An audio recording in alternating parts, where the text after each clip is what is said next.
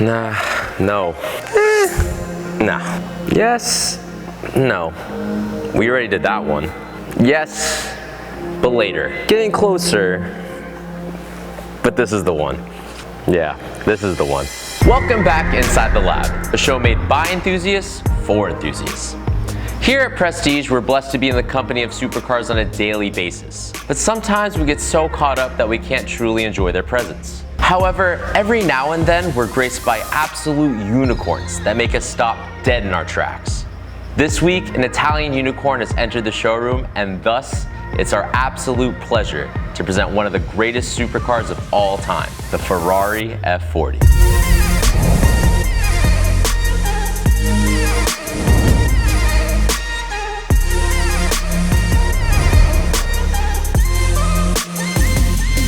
Almost every enthusiast around the world reveres this 80s supercar icon. The Ferrari F40 was born from its older brother and unused project, the 288 GTO Evoluzione. The 288 GTO Evo was designed to race in the wildly insane series known as Group B. However, once the Evo was ready for action in 1986, the FIA ended the series, and Ferrari was left with an incredible race car that was no longer able to race. Enzo Ferrari, the man responsible for starting the iconic brand we know today, requested a truly special Italian stallion to celebrate the 40th anniversary of his beloved company. He simply told his engineers, build a car to be the best in the world.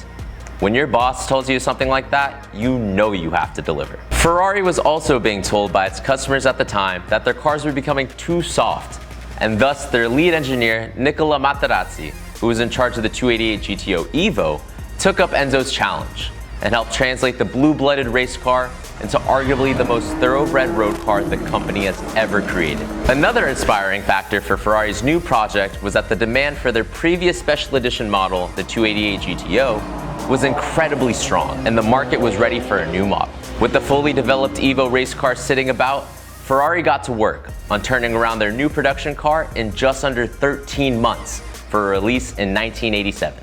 With this vision of creating the best car in the world, Ferrari and their design house Pininfarina designed the F40 to be as light as possible. Thus, carbon fiber was used on the doors and both the front and rear clamshells. They didn't stop there, as the rest of the body panels are made from Kevlar, and even the chassis itself has carbon fiber and Kevlar bonded to the traditional steel tube frame design that Ferrari does so well. Even the windscreen, engine cover, and windows are made from polycarbonate instead of glass. All these aspects, including the Spartan interior elements that we'll get to later, mean that the F40 has a curb weight just under 3,000 pounds. In comparison, the F40 was more than 400 pounds lighter than its main rival at the time, the Porsche 959.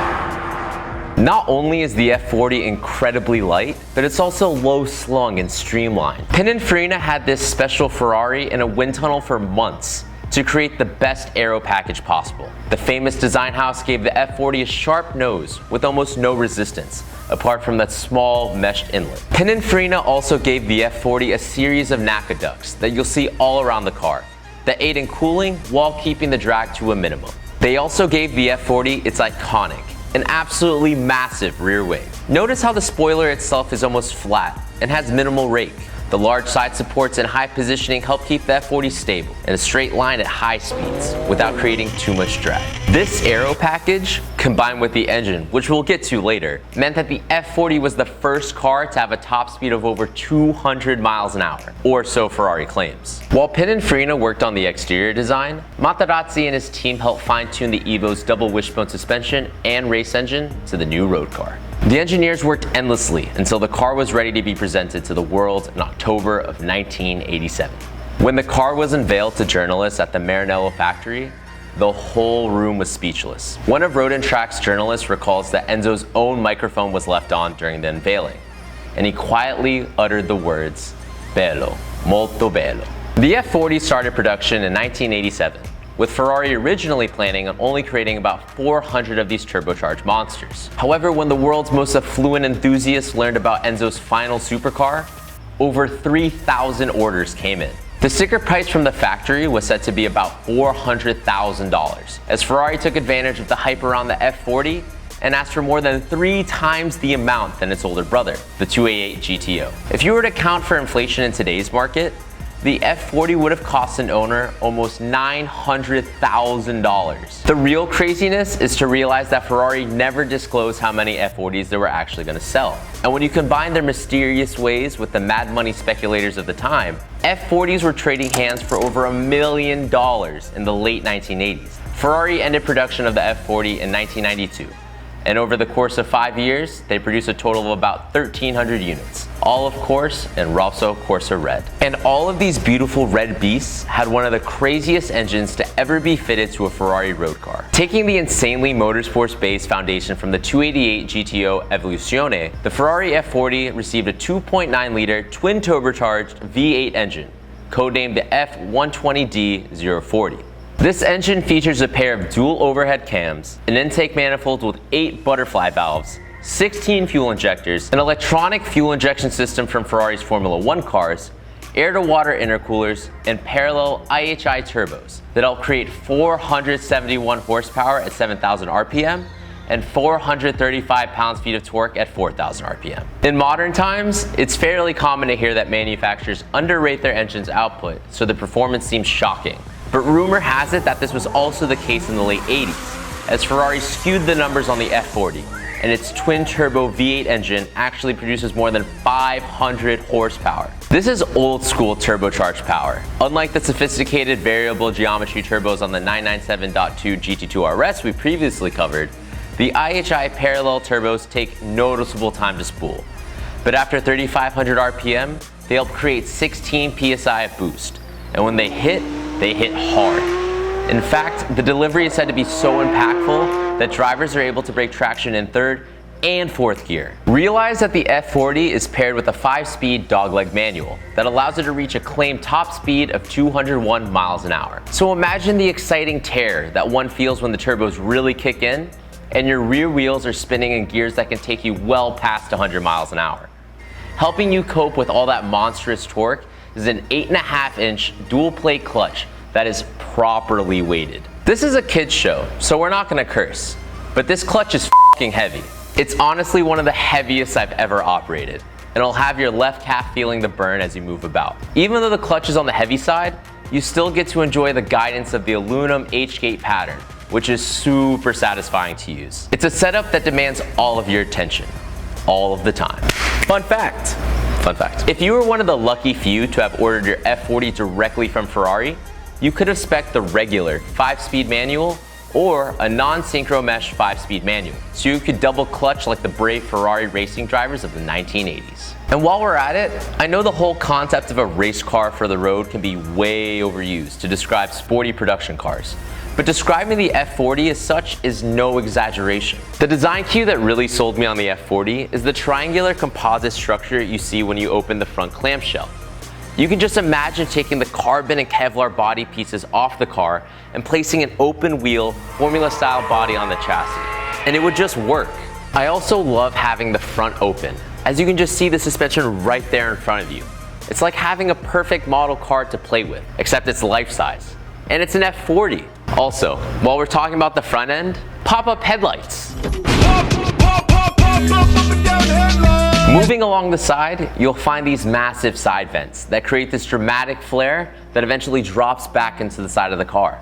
You'll also find the 2-piece 5-spoke wheels from Speedline. These rims are probably one of my favorite design elements on the car. They've also got quite a bit of vintage dish on them and help house 4-piston units from Brembo with aluminum calipers and specially designed iron discs. As Ferrari wished to save as much weight as possible, there's no ABS and no servo assistance. So the driver has to be fully dedicated to not only deploying power to those 335 rear section tires, but also not to lock them up as well. Fun fact! These center lock wheels are different from most, as the lock itself is an octagonal pattern, as opposed to the standard hex design. Another characteristic of the F40 that will give you that pump is that steering. As per Ferrari tradition at the time, the F40 has no power steering, which translates to a light sweat during a showroom shuffle, but it also provides pure communication between the front wheels and your fingertips. The lack of power steering doesn't mean the rack and pinion setup is sedated. Because the car weighs practically nothing and the front tires are relatively small in width with 235 sections, The steering is quick and inspires the common analogy of the F40 being a road-going go-kart. The F40 is also built like a road-going go-kart. Sitting inside, you come to understand the word Spartan like never before. There's no glove box, there's no power windows, no radio, no carpeting, no door handles, no door paneling, and no insulation. There's such a consistent lack of luxury in this cabin that even seeing the green glue keeping the chassis bonded together looks completely normal. Another incredibly jarring aspect to me are both the seating position and the steering wheel. Being in a racing bucket is nothing new for me, but it's so strange to be slightly offset to the right instead of being fully straight on. Also, your face is only like a foot from the windscreen. And as for the steering wheel, it's nice to hold and the size is good, but it's tilted upwards in an angle that's honestly laughable. But hey, it's Ferrari, and they do as they please. Another aspect that I also find quite go-karty is the fact that you can feel the steering column actually rotate by your left toe if your foot is in the right position. In modern times, this would be completely unacceptable. But again, this car is so honest about what it is that I consider it pure theater. This car was made for driving and nothing else. Moving on to an aspect of the F40 that will have you drooling for hours is the engine bay. Modern enthusiasts are quite used to having engines buried under mountains of plastic, but the F40 is from a different time. You can see almost everything without having to lift the rear clamshell, but once you do, the entire engine is just an arm's reach away. It really takes two people to properly open the rear clamshell. And even though Ferrari saved weight by not placing hydraulic struts on the F40, I've never desired their presence more, as you have to be incredibly delicate when opening and closing the rear. With the rear open, you can also see the 3-piped exhaust system, and how the outside pipes direct exhaust gases from the engine, and the center pipe helps release gas from that massive wastegate. After spending just a short period of time with the F40, you can't help but become an absolute child. And that's a true testament to the joy a supercar can bring you. The Ferrari F40 is without a doubt one of the greatest cars to ever sport a prancing stallion. Admittedly, this episode is a lot simpler than some of our previous ones, but the F40 is such an icon that we wanted to focus on the car itself. Let us know if you prefer this direct video style more. And now for the grand finale of this episode, starting this magnificent engine to bring it to life for you viewers at home.